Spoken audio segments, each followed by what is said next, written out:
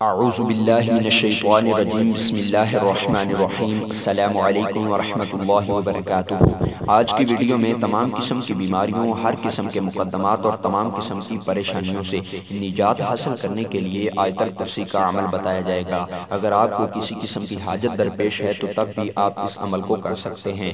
دوستو، اس عمل کو ہر عمر کے مرد اور ہر عمر کی عورتیں کر سکتی ہیں۔ اس عمل کو کرنے سے پہلے چند باتیں ذہن نشین کر لینا بہت ضروری ہیں، اور وہ چند باتیں یہ ہیں۔ جب آپ اس عمل کو شروع کرنے لگیں تو کسی ایسی جگہ کا انتخاب کریں جہاں پر بالکل تنہائی ہو، نہ وہاں پر روشنی ہو، نہ وہاں پر لوگوں کا، آدمیوں کا شور و غوغا، ان کی آوازیں پہنچ پائیں۔ ایسی تنہائی والی جگہ کا انتخاب کریں۔ اور دوستو، اس عمل کو 7 راتوں تک، 11 راتوں تک، 21 راتوں تک اور 41 راتوں تک کیا جا سکتا ہے۔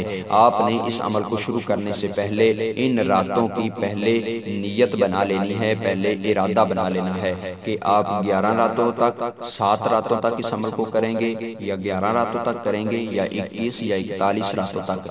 یہ نیت کر لینا بہت ضروری ہے۔ جن راتوں کی آپ نیت کر لیں اتنی راتیں آپ اس عمل کو کرتے رہیں۔ اور اس عمل کو دوستو، اس کرنے سے پہلے کسی قسم کا جمالی اور جمالی پرہیز ضروری نہیں، آپ ہر چیز کھا سکتے ہیں۔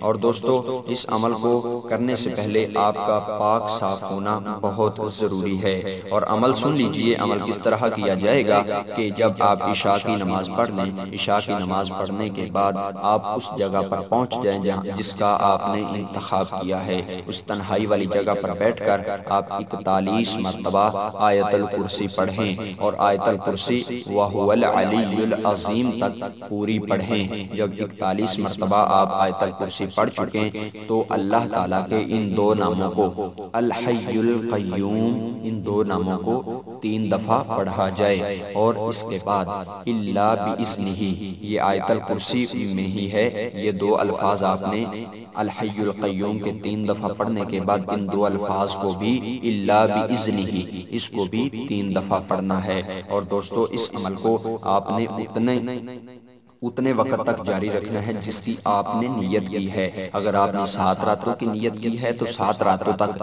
اس طرح آپ اس عمل کو کرتے رہیں۔ اگر آپ نے 21 یا 41 راتوں کی نیت کی ہے تو اتنی راتوں تک آپ اس عمل کو کرتے رہیں۔ انشاءاللہ اگر آپ پر کوئی مقدمات ہیں، اگر آپ کسی پریشانی کا شکار ہیں، اگر آپ کسی بیماری کا شکار ہیں، تو جب آپ اس عمل کو کریں گے انشاءاللہ اللہ تعالیٰ کے فضل و کرم سے اللہ تعالیٰ آپ کو تمام قسم کی بیماریوں، ہر قسم کے مقدمات اور ہر قسم کی پریشانیوں سے نجات دے گا۔